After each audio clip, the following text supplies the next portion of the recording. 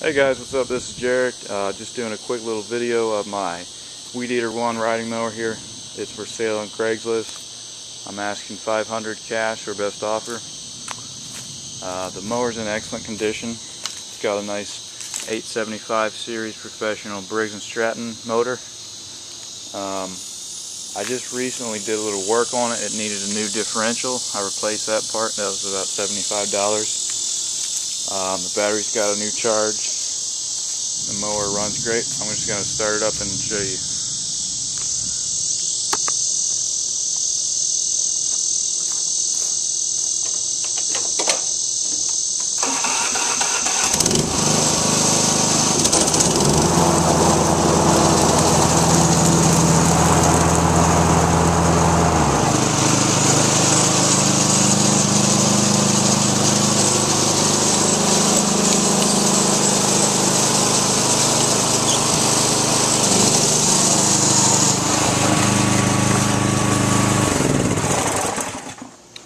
So give me an offer and let me know. Thanks.